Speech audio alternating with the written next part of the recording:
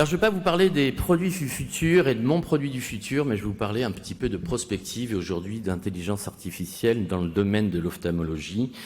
Je suis Raphaël Amar, je suis directeur médical et marketing chez Zeiss Meditech France.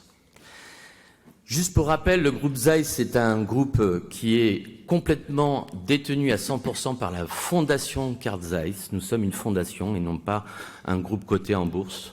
Ça a été créé en 1846, 40 000 collaborateurs dans le monde. Et chaque année, nous donnons 13% de notre chiffre d'affaires à la R&D. Et c'était pour les dernières années 900 millions d'euros qui ont été attribués à la R&D pour toutes les divisions confondues. Toutes divisions confondues, c'est 2 brevets déposés par jour chez Zeiss. C'est dire que l'innovation et la R&D est notre moteur, en tout cas depuis de très longues années. Alors, la data, ça fait partie, bien évidemment, en ophtalmologie, de nos préoccupations et des enjeux d'aujourd'hui, mais aussi de demain. Et c'est comment la gérer aussi en sécurité.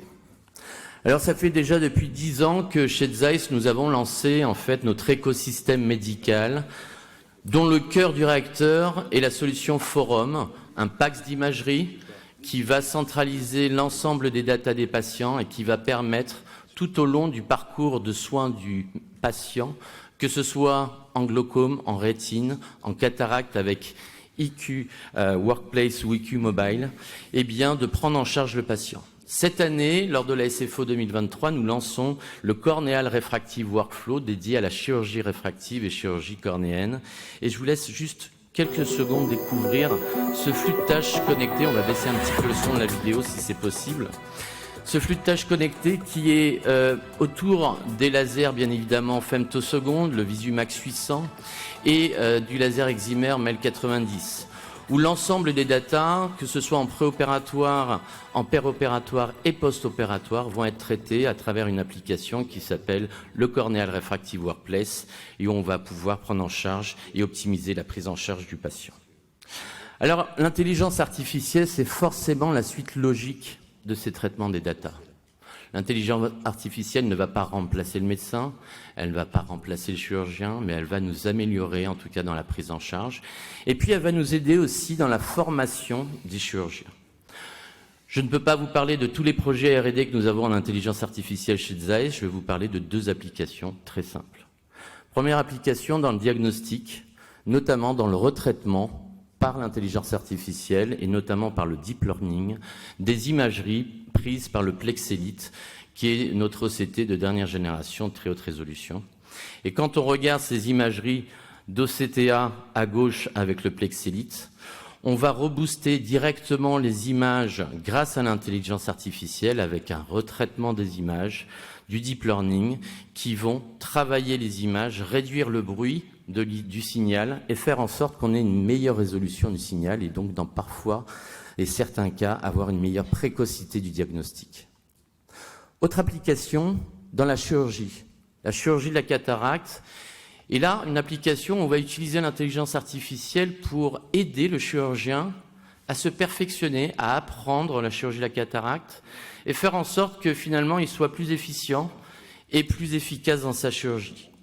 Donc une application qui s'appelle Zeiss Surgery Optimizer, qui n'est pas disponible encore en Europe, mais à l'étranger. Et cette application va tout simplement permettre, grâce à l'intelligence artificielle, d'aller télécharger des vidéos du bloc opératoire. L'intelligence artificielle va reconnaître automatiquement les différentes étapes de la chirurgie, et puis elle va segmenter par temps opératoire les différentes étapes. Le chirurgien va pouvoir télécharger des chirurgies de chirurgiens seniors et il va pouvoir se comparer finalement à des chirurgies seniors. Ici, vous avez sur la vidéo droite une chirurgie faite par un chirurgien senior et à gauche par ce chirurgien junior qui va utiliser cette application. Il va pouvoir comparer les actes qui sont réalisés et à gauche, vous avez la décomposition des étapes de la chirurgie. C'est l'IA qui décompose automatiquement les étapes de la vidéo. Et l'IA va permettre aussi la décomposition en durée de chaque étape de la chirurgie. Cela va lui permettre, à tête reposée, à froid, peut-être au cabinet ou chez lui, sur son application, de revoir sa chirurgie et de comparer directement avec la chirurgie d'un chirurgien senior. Autre phase, la phacoémulsification ici dans la chirurgie de la cataracte, où il va pouvoir comparer son acte avec le temps opératoire d'un chirurgien senior. Donc l'intelligence artificielle va là nous améliorer finalement dans notre perfectionnement de chirurgien et faire en sorte que finalement on soit plus efficace et puis qu'on ait une chirurgie plus sûre et plus prédictive. Alors l'IA en ophtalmologie, forcément ce sont des perspectives incroyables, développement également avec des avancées qui sont devant nous. Demain ce sera le dépistage, l'imagerie, la chirurgie, bientôt la robotique, et puis forcément la formation initiale et continue.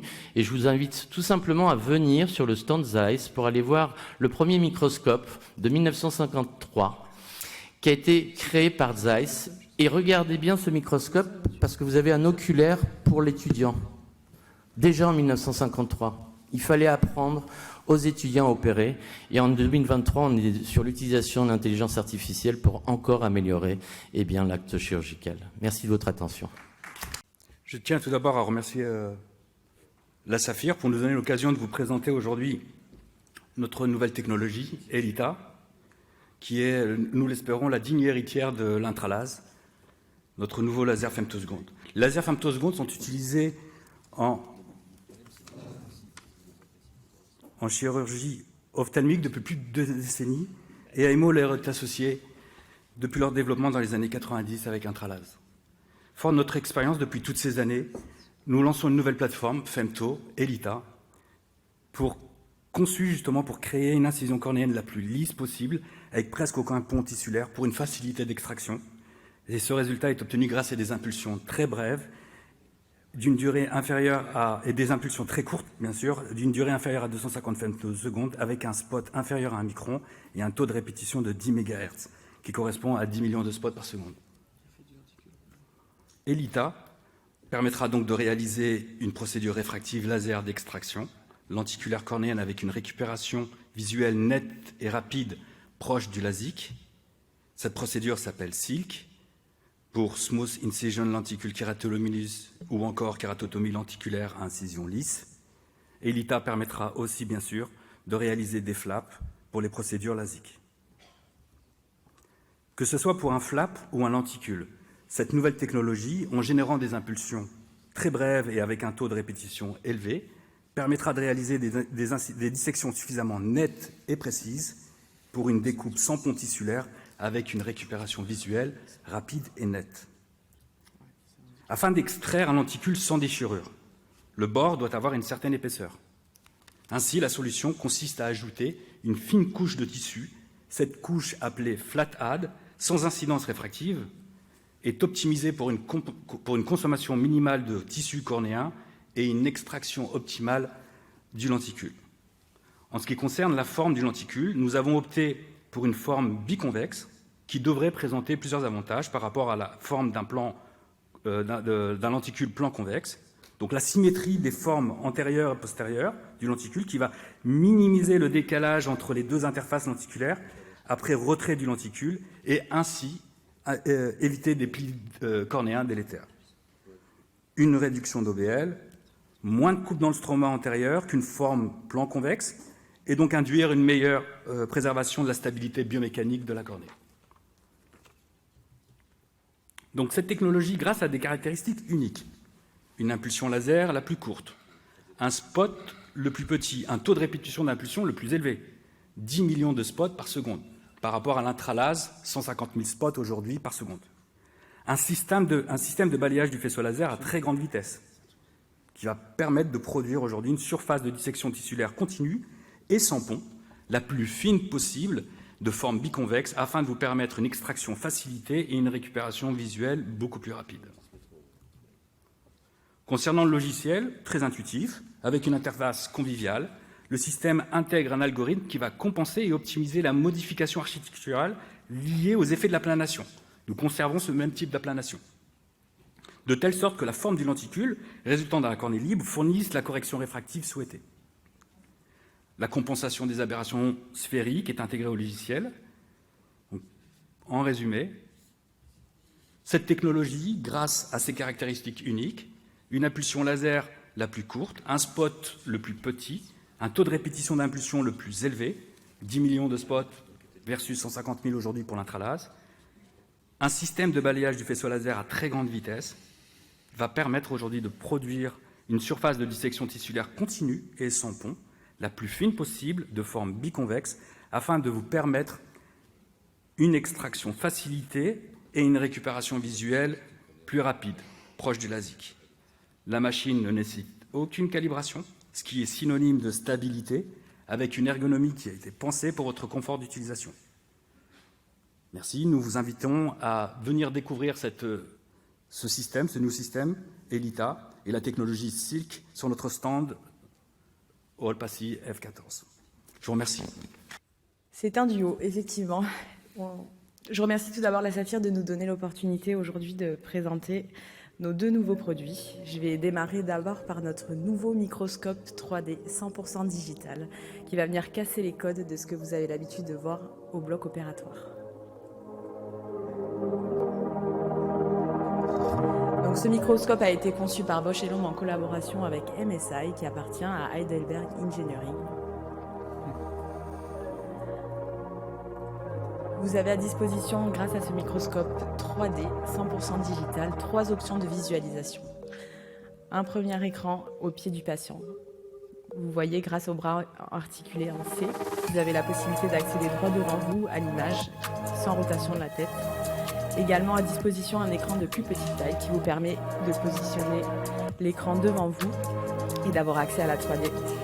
Des oculaires digitaux sur un bras indépendant qui vous permettent de les positionner plus facilement que des oculaires traditionnels. Vous serez donc à l'aise à la fois en segment antérieur ainsi qu'en segment postérieur. Vous avez la possibilité de rajouter des filtres digitaux personnalisables et enregistrables dans votre profil. Tous ces réglages sont disponibles à la fois sur la pédale ainsi qu'à l'écran. Vous avez la possibilité en haut à gauche de l'écran d'avoir avec votre joystick de la pédale accès à tous les réglages.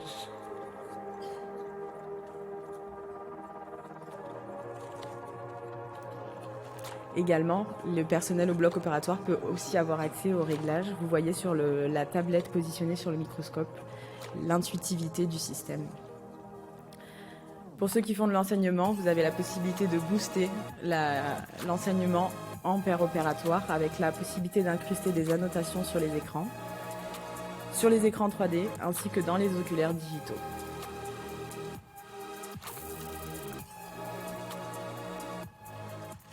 Si vous ne l'avez pas déjà vu, je vous invite à venir sur le stand Bosch et Lomb. Vous aurez la possibilité de l'utiliser. Et je vais pouvoir passer maintenant la parole à mon collègue Denis Joanneau qui va vous présenter notre nouveau traitement contre le glaucome MIMS. Je vous remercie.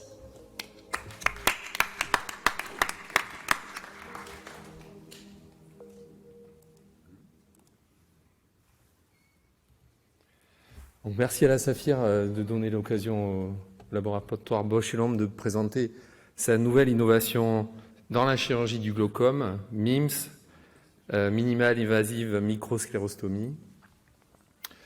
Donc vous allez voir la vidéo qui présente le matériel Bosch et Lomb qui se compose d'une console, d'une pédale, d'une pièce à main avec un moteur à l'intérieur, d'une tête dans laquelle il y a une tige métallique dans laquelle on a un trépan de 32 gauges et de 2,7 mm de long. La chirurgie consiste à faire une injection de mitomycine en sous-conjonctivale, une injection de visqueux pour protéger la conjonctive. On fait juste une incision de 1,5 mm. On insère la tige métallique, on se cale contre le trabéculum, on actionne la pédale et le tunnel se fait grâce au trépan. Un petit morceau permet à l'humeur aqueuse de s'évacuer de la chambre antérieure vers l'espace sous-conjonctival. Ce dispositif est indiqué dans la chirurgie du glaucome à angle ouvert, ainsi que la chirurgie du glaucome par fermeture de l'angle, et également pour les chirurgies en procédure seule du glaucome et les chirurgies en procédure combinée. Il a également eu le marquage CE pour pouvoir être utilisé en inféronasal en cas d'échec de chirurgie classique. Comme vous le voyez, en live surgery, vous avez l'injection de la mitomycine, du visqueux. On injecte le visqueux en chambre antérieure après avoir fait une incision de 1,5 mm. On vérifie que le trépan fonctionne bien et sort bien de l'aiguille avant de l'insérer en chambre antérieure. L'incision se fait en temporale inférieure, et on vient se caler en supéronasal avec une contre-pression grâce à la pince, et on déclenche la pédale qui permet de creuser le tunnel et permettre l'évacuation en sous-conjonctivale de l'humeur aqueuse. Cette chirurgie prend à peine 3 ou 4 minutes. Ces indications, je vous les ai communiquées pendant la vidéo. La population auquel elle s'adresse, c'est forcément toutes les chirurgies à bulles de filtration, que ce soit mixte ou chirurgie traditionnelle, et également en cas d'échec de chirurgie. Les études faites par le docteur Voskanian et docteur Aikamed montrent une grande stabilité de la baisse pressionnelle de 38% à 1 an et 3 ans, et également la baisse de médication de 85% et 71% à 3 ans. Ce qu'il faut retenir, c'est que c'est une technologie disruptive qui crée une voie de drainage de la chambre antérieure vers l'espace sous-conjonctival. Il n'y a pas besoin de gonioprisme, la courbe d'apprentissage est très courte et la procédure est micro-invasive et très rapide. Sans stent, sans implant et sans rien laisser dans l'œil. Je vous propose de venir nous visiter sur le stand Bausch & Lomb pour faire une démonstration de cette chirurgie. Merci de votre attention. Merci beaucoup. Je mets en place ce laboratoire Anita, qui va nous être présenté par Jean-Pierre Rosenbaum. Bon, alors tout d'abord, j'ai le plaisir de présenter ces produits. Anita m'a demandé, avait pensé qu'il fallait choisir un orateur pour présenter ces produits. C'est la raison pour laquelle donc je vais présenter cette communication, qui est une communication personnelle, qui n'est pas issue de l'industrie. Donc je suis consultant de chez Anita depuis fort longtemps, et notamment je travaille avec la R&D, ce qui est assez passionnant. Ce laboratoire est présent dans le monde entier, mais c'est un laboratoire à taille humaine, ce qui m'a permis au cours de toutes ces années de travailler très très étroitement avec le Centre de recherche et développement, et j'ai moi-même appris beaucoup de choses sur l'évolution des implants, sur la diffraction, grâce à ces échanges directs avec les R&D en direct. Donc la gamme de cette compagnie en implant est extrêmement complète. Il y a deux types d'EDOF. Donc Béatrice nous a parlé hier des différents EDOF, et nous verrons que là il y a des EDOF de 2 catégories, des implants toriques, des monofocaux sphériques, asphériques, hydrophobes, hydrophiles. 2 types de multifocaux, dont un à très haute technologie. Des solutions également, des dispositifs médicaux avancés que je vous montrerai tout à l'heure. Il y aurait 2 phrases pour définir ce laboratoire. Tout d'abord, c'est un laboratoire qui développe des technologies innovantes et extrêmement performantes, issues de la recherche et développement israélienne, en particulier avec l'implant Intensity dont je vais vous parler un petit peu plus loin, l'Extend, qui est le nouveau monofocal appelé monofocal plus, de type EDOF. Et également, c'est la deuxième phrase qui pourrait la qualifier, c'est l'amélioration du service rendu, en ayant été disruptif sur le marché, en proposant des implants premium sans surcoût pour le patient, ce qui était quand même un avantage énorme pour eux. Nous en parlerons un petit peu plus loin. Alors tout d'abord, comment s'illustre cette haute technologie? C'est dans la réalisation de cet implant multifocal, qui est en fait un pentafocal 5 foyers. 5 foyers permettent d'obtenir une répartition de la lumière sur les différents foyers et une courbe de défocus pratiquement continue. Comment cela est possible? Le problème de la rentabilité, de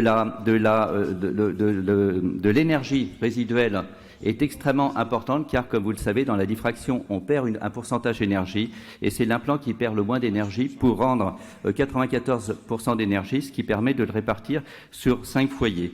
Autre particularité, l'ordre 0 est orienté sur la vision intermédiaire, ce qui permet une répartition symétrique des différents ordres et une perte d'énergie limitée.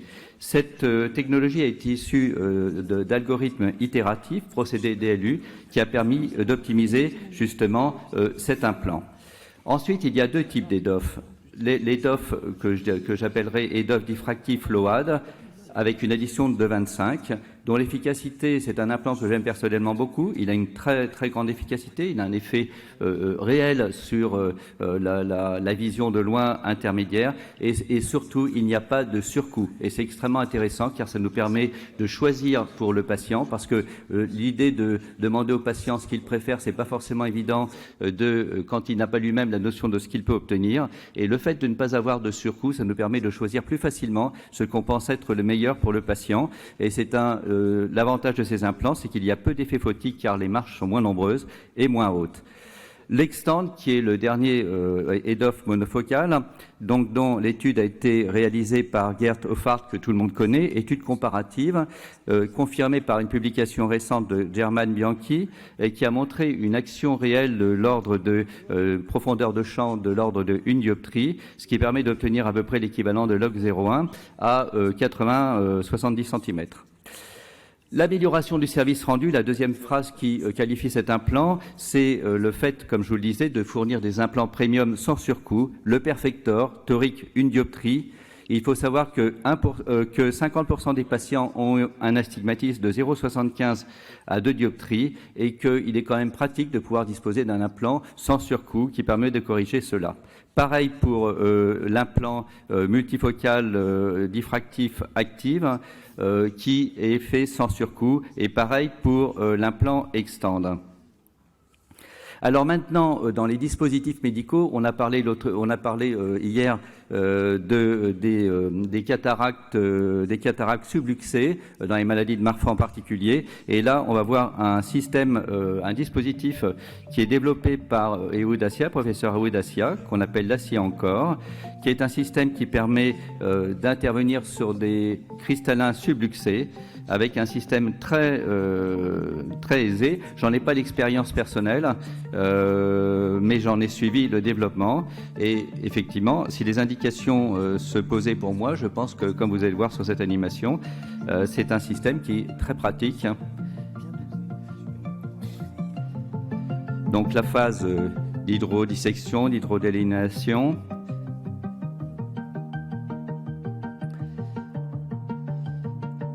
Les fils qui sont passés, l'amarrage avec cette encre qui passe très facilement, qui va accrocher la capsule, le bord de la capsule antérieure, qui va être tendu, et c'est terminé.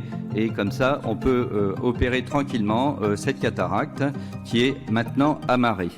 Donc je dirais qu'à titre personnel, il était passionnant pour moi de travailler avec un laboratoire proche des chirurgiens, avec une R&D extrêmement dynamique et réactive, qui apporte des approches techniques innovantes et disruptives sur le marché des implants intraoculaires, et également un laboratoire avec une feuille de route extrêmement intéressante. Et le futur produit qui arrive est un implant FAC qui arrivera bientôt sur le marché. Je vous remercie.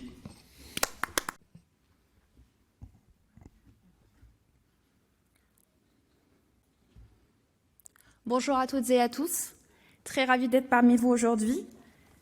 Yasmine Allaher, responsable marketing Graner. Je viens aujourd'hui vous présenter notre dernière innovation, notre implant à profondeur de champ Rewan EMV. Donc, fondé en 1910, Rainer est à l'origine de la première lentille intraoculaire développée en collaboration avec Sir Harold Ridley, et nous n'avons cessé d'innover depuis. Et je vous présente aujourd'hui notre implant Rewan EMV développé avec professeur Graham Barrett. Sachant déjà que la cornée a une aberration sphérique positive naturelle, l'objectif de notre implant est d'en tirer parti et ainsi obtenir une profondeur de champ plus importante. L'EMV a une géométrie mixte, comme vous pouvez le voir sur la slide.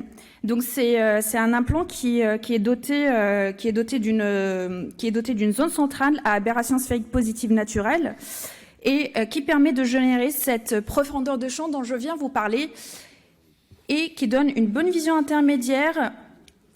Et c'est un implant qui est doté également en périphérie de l'aberration sphérique qui est neutre et qui permet de maintenir et d'assurer une bonne qualité en vision de loin. Notre implant Rewan EMV a une double indication. On peut l'utiliser chez des patients qu'on souhaiterait hémétropiser. Et il est également possible d'étendre ces bons résultats visuels de veiller en VL jusqu'à la vision de près avec une monovision légère à modérée. L'absence des zones ou d'anneaux diffractifs, donc comme vous pouvez le voir sur la photo réelle, notre implant a un aspect qui est complètement similaire, qui ne contient pas d'anneaux diffractifs. Donc l'absence de ces zones diffractives permet d'affranchir les patients de dysphotopsie et d'halos lumineux qui sont souvent gênants. Donc on a ainsi une bonne vision intermédiaire de loin et de près, sans dysphotopsie. À l'instar de notre gamme monofocale et premium, Ray-One OMV est également préchargé dans notre injecteur Ray-One que vous voyez ici. Donc l'injecteur Ray-One vous permet d'implanter en toute douceur et facilité, et sa technologie Lock and Roll vous permet donc d'assurer l'implantation en toute sécurité. Et il est également doté d'un embout de 1,65 pour pouvoir implanter en incision de 2,2. Pour répondre à davantage de patients, la version torique de l'EMV est désormais disponible, toujours en préchargé Ray-One, dans une gamme de puissance étendue jusqu'à un cylindre de 4,5.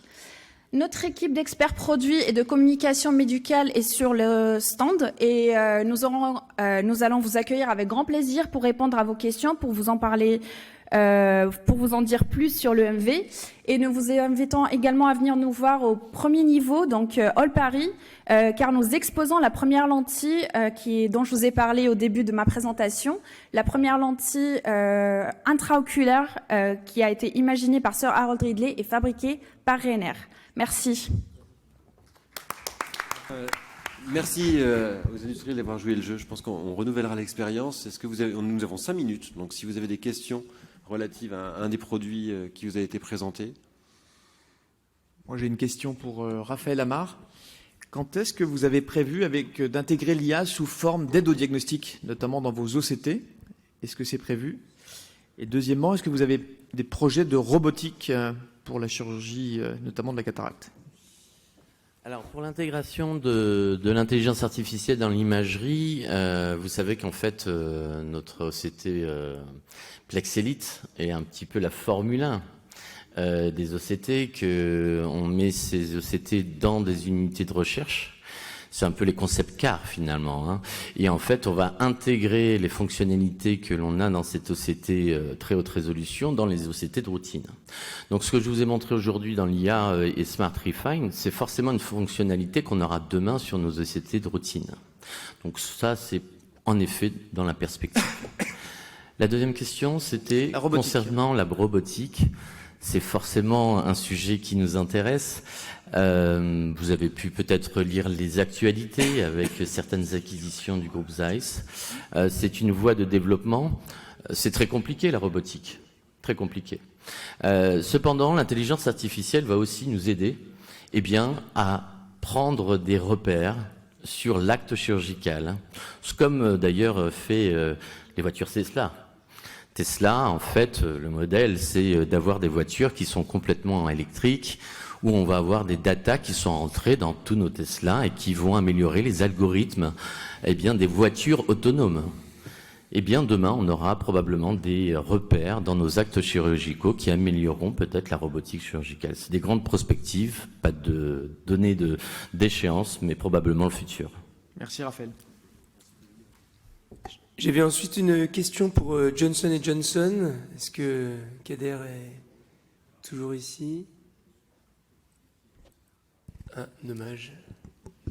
Ce nouveau laser qui a été présenté, Elita, mais bon, pas de question pour Johnson & Johnson alors. Il y a une question dans l'audience.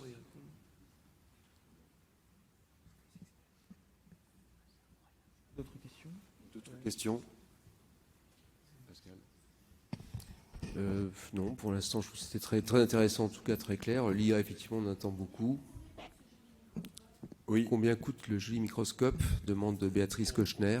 Pour Bausch & Lomb. Est-ce que c'est déjà...